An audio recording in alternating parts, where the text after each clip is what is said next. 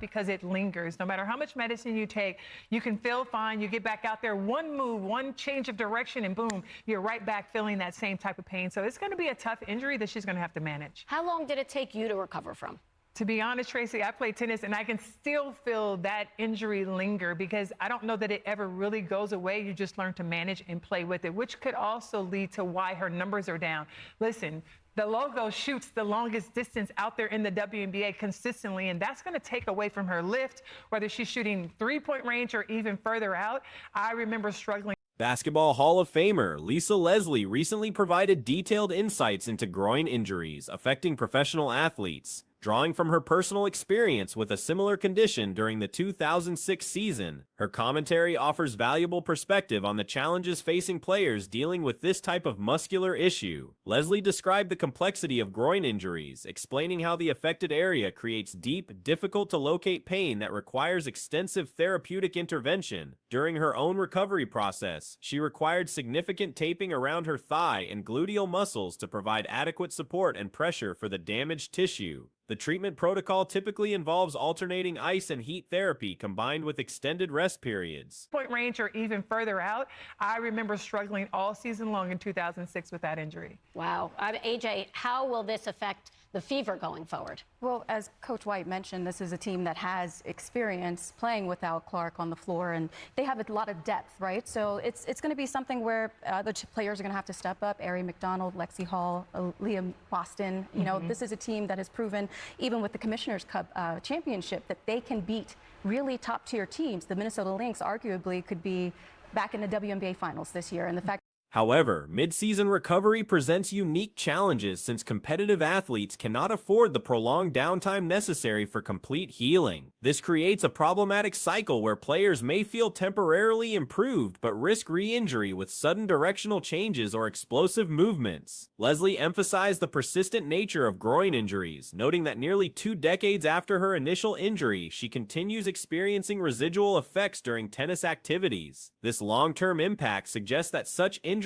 may never fully resolve, instead requiring ongoing management and adaptation throughout an athlete's career and beyond. The biomechanical implications extend to shooting performance, particularly for players who specialize in long-range attempts. The Lynx arguably could be back in the WNBA Finals this year, and the fact that they were able to beat a team of that caliber without Caitlin Clark speaks volumes. So there you have it, y'all, man. Lisa Leslie breaking the shocking news about her groin injury and how she did it in 2006 and still feeling it in 2025. Yo, ooh-wee. That just go to show, man, that groin injury is something else, all right? It's nothing to play with. And like I stated in my other video, man, you know, you start playing on an injury, it starts hurting other areas. Leslie explained how groin dysfunction affects the lift and power generation necessary for consistent three-point shooting and extended range shots. The injury can significantly impact shooting mechanics and overall offensive effectiveness. Her 2006 season served as an extended struggle with the injury's lingering effects, demonstrating how groin problems can compromise an entire competitive campaign. The deep tissue involvement makes these injuries particularly stubborn and resistant to conventional treatment approaches. When discussing team adaptability, basketball analysts noted that successful organizations develop depth specifically to handle star player absences. Starts hurting other areas because those other areas are trying to make up for the slack of the area that is hurt. So it's tough, man. It's tough. And like I stated before, I'm glad Caitlin Clark is sitting out because look how serious it is, man. Look how serious it is. Lisa Leslie in 2006 did this to herself, and she's still feeling it. Not even playing the same sport, and still feeling it. You know, and like she stated, it's a deep tissue problem. So you need time. Only time can heal some of that. Teams with proven bench strength can maintain competitive performance levels during injury periods, though offensive production typically suffers without primary scoring threats. Recent examples include victories against top-tier opponents achieved without key players, suggesting that well-coached teams can implement defensive strategies and role player contributions to remain competitive. However, sustained success without primary offensive weapons becomes increasingly difficult against quality opposition. The psychological pressure on young athletes facing serious injuries creates additional complications beyond physical recovery. Players often struggle with decisions about team obligations, fan expectations, and league responsibilities while managing significant health concerns. Need time. Only time can heal some of that, man. You know, yeah, the heat and the ice and all that helps, but time is the ultimate key factor of healing right here, man. So I'm glad that Caitlin Clark is sitting out, and I'm glad Lisa Leslie actually stepped up and told her story, because this could kind of help some people, you know, understand what Caitlin is going through, right? She's going through a lot. She's going through a lot. And then at a young age, trying to make that decision, well, do I need to be there for my team? Do I need to be there for my family? This mental burden can complicate recovery and decision-making processes. Medical professionals emphasize the importance of conservative treatment approaches for groin injuries, particularly given their tendency toward re-aggravation. Rushing back to competition often leads to extended absence periods and potential career-threatening complications. The injury's progression pattern, where pain may migrate from one area to adjacent regions, indicates compensation mechanisms that can create secondary problems. When athletes favor injured areas, other muscle groups experience increased stress, potentially leading to additional injuries. Make that decision, well, do I need to be there for my team? Do I need to be there for my fans? Do I need to be there for the league? It's a lot on her shoulders, man. So, yeah, pick yourself. Pick yourself, Caitlin. Pick yourself like you're doing. Take care of your body.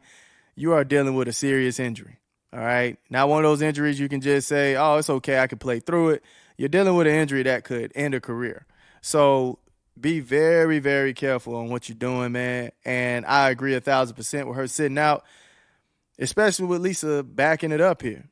Time remains the most critical factor in groin injury recovery, with heat and ice providing supportive but secondary benefits. The healing process cannot be significantly accelerated, making patience and proper rest essential components of successful rehabilitation. Public perception of injury severity often underestimates the complexity of groin problems, with casual observers assuming brief recovery periods based on external appearances. However, the internal tissue damage and biomechanical disruption require extensive healing time regardless of visible symptoms. Professional athletes in various sports, including football players, typically receive extended recovery periods for similar injuries, sometimes lasting 4 to 8 weeks or longer. With Lisa backing it up here, I feel like Caitlin would actually end up sitting out a good portion of the rest of the season, man. I can't hold y'all.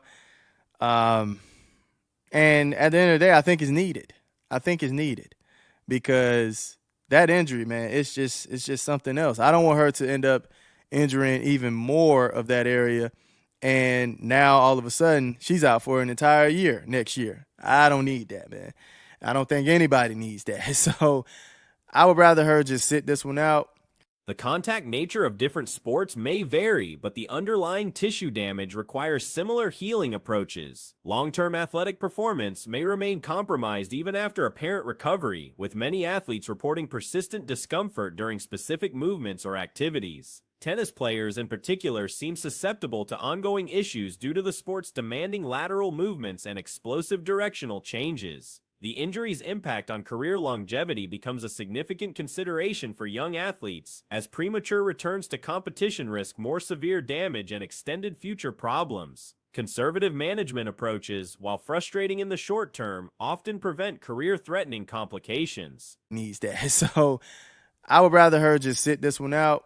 Sit out a good amount of games, man. Even if y'all don't make the playoffs this year, it is what it is. That is an injury that you just cannot play with. Can't play around with it, man. You have to take it very serious, move with caution with that injury. You have to be extremely careful. I am glad Lisa actually spoke up about it and shared her story, because there were some people who just wasn't really believing that Caitlin needed to be sitting out. It was like, man, it's a small injury. She's out for a week or two. It's fine. She's out a couple games. She's fine. Now you see, man. Team management must balance competitive goals with player health considerations, particularly when dealing with franchise players whose long-term availability affects organizational success. Short-term playoff aspirations may need to yield to long-term player development and health priorities. The educational value of veteran players sharing injury experiences helps younger athletes understand the seriousness of seemingly minor problems. These insights can influence decision-making and promote more conservative treatment approaches. Recovery timelines for groin injuries remain highly individual, with factors including injury severity, player age, previous injury history, and treatment compliance all affecting outcomes. You got to be offering contracts in the millions of dollars. To do that, you have to be like, realistically, you're gonna have to pay them, because why would a player play in league for $200,000 when they get paid $1 million? If it is a overseas or WNBA and the salaries don't match up, every single player will play overseas. Every single player. Medical professionals typically recommend extended rest periods regardless of initial symptom improvement. The biomechanical demands of basketball, particularly the explosive starts, stops, and directional changes, make groin injuries especially problematic for players at all positions. The sport's requirements directly stress the injured tissue throughout competition. Fan and media pressure for quick returns often conflicts with medical recommendations, creating additional stress for injured athletes. Public understanding of injury complexity remains limited, leading to unrealistic expectations about recovery timelines. Player will play overseas.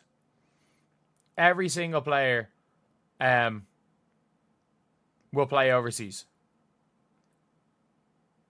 But it is what it is. It is what it is. The WNBA players who are getting paid more to play in Unrivaled, getting paid more to play overseas, they will make that choice. Let's take a listen to the rest of it. Without still paying us more than those leagues pay us. Again, like, it would make sense if they were paying us more here. The cascading effects of groin injuries on shooting mechanics, defensive movement, and overall athletic performance demonstrate why conservative treatment approaches ultimately benefit both individual players and team success. Long-term thinking about player health typically produces better outcomes than rushed return-to-play decisions. Recent revelations from Gabby Williams regarding collective bargaining negotiations have exposed significant tensions between WNBA leadership and competing professional basketball organizations. Williams' statements came as unexpected development given previous supportive comments from League Commissioner Kathy Engelbert regarding alternative competition platforms like Unrivaled. Engelbert's prior endorsements of Unrivaled created expectations of cooperative relationships between leagues, making Williams' disclosure about organizational opposition particularly surprising. It would make sense if they were paying us more here, but it still isn't the case even with the new proposals, and it's very clear now that they want to push Unrivaled out, push AU out. They want to do it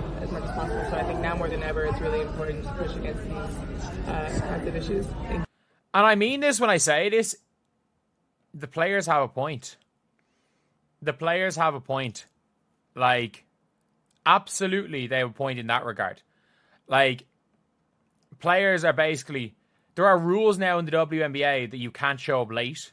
The contradiction between public statements and private negotiations reveals complex dynamics within professional women's basketball governance structures. Williams directly addressed compensation disparities during CBA discussions, emphasizing league attempts to restrict player participation in external organizations while maintaining inadequate salary structures. Her commentary highlighted fundamental economic challenges facing professional female athletes who must choose between loyalty and financial necessity. The core issue centers on competitive compensation packages offered by alternative leagues versus traditional WNBA contracts. Players facing decisions between $200, $000 domestic salaries, and $1 million overseas opportunities inevitably gravitate toward higher paying options, creating talent drain concerns for league administrators. Basically, there are rules now in the WNBA that you can't show up late because, like, I don't even know.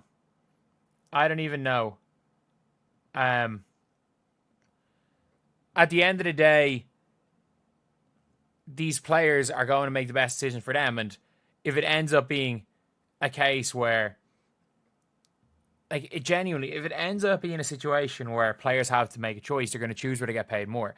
And if Unrivaled, like, if it turns Williams articulated player frustration with restrictive policies implemented without corresponding salary improvements, noting that proposed contract adjustments fail to address compensation gaps that drive athletes toward external opportunities. The league's strategic focus on eliminating competition rather than matching financial incentives demonstrates misaligned priorities according to player perspectives. Current WNBA regulations penalize late arrivals and impose attendance requirements that conflict with international playing schedules. If it turns out that they're not offering the players more money, there is a possibility Unrivaled could offer 100 people could have this type of contract.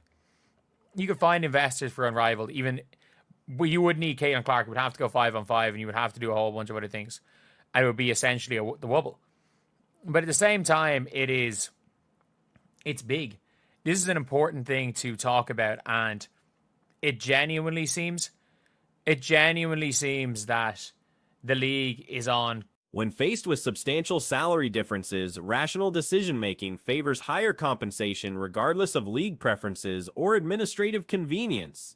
The viability of alternative leagues depends heavily on securing star talent and substantial investor backing. Unrivaled success particularly hinges on attracting marquee names like Caitlin Clark while implementing competitive 5-on-5 formats that differentiate from existing organizational structures. Scheduling conflicts between WNBA seasons and competing leagues present additional complexity, though overlap periods remain relatively limited. The WNBA operates primarily during NBA off-season periods, with minimal conflict except during playoff periods and season transitions. The league is on one side, and the players are on the other side, and the league is well and truly willing to screw over the players. And in my opinion, this is screwing over the players. Like, there's not going to be a situation where the WNBA season is on during the NBA season. Like, I know it's on during the playoffs, but obviously it is. League expansion plans targeting 18 teams could reshape competitive dynamics through revised scheduling formats. Playing each opponent twice in home and away arrangements would create 34 game seasons that emphasize rivalry development while reducing current back-to-back scheduling burdens. This expanded format would concentrate games within existing timeframes while improving competitive balance and reducing player fatigue associated with compressed scheduling. European leagues successfully implement similar structures that prioritize meaningful matchups over quantity. Current divisional play sometimes creates excessive repetition, with teams meeting multiple times annually without generating enhanced competitive value. Obviously, it's one of those things where the main parts of the WNBA season, the All-Star Game playoffs, is during the off-season for the NBA. Yes, there's a little bit of overlap with the finals at the start of the season, but it is what it is. There's always going to be some overlap because there's a totality. One league is longer than 4 months, another league is longer than 8 months. But at the same time, you're looking at the WNBA, like they're never not really going to lengthen the schedule because you got the college draft. Reducing frequency while maintaining geographic rivalries could improve fan engagement and player satisfaction simultaneously. Injury concerns represent legitimate league interests, particularly when valuable players suffer setbacks during external competition. Recent examples like Breanna Stewart's unrivaled injury highlight risks associated with year-round basketball participation across multiple organizations. However, overseas leagues generally offer superior compensation compared to both unrivaled and domestic alternatives, making international competition the primary concern rather than emerging domestic organizations. Schedule because you got the college draft. So the season can't start any earlier, and it can't really finish any later. You can't have a season finishing in November. You can't have a season finishing in November, December. So it's really hard to do that. For me, I think when they get to 18 teams, you should play every team twice. But that's not going to work. Actually, you know what? Maybe it will. Maybe it will because of the TV deals. You're going to get to 18 teams within 5 years. I think when it gets to 18, you play every team twice. You play 34 games a season. Players choosing between league loyalties typically favor maximum earning potential over administrative preferences. Salary disparities become particularly acute for athletes without significant endorsement income. While stars like Caitlin Clark benefit from substantial sponsorship deals, typical players rely primarily on contract salaries that often prove insufficient for professional athletic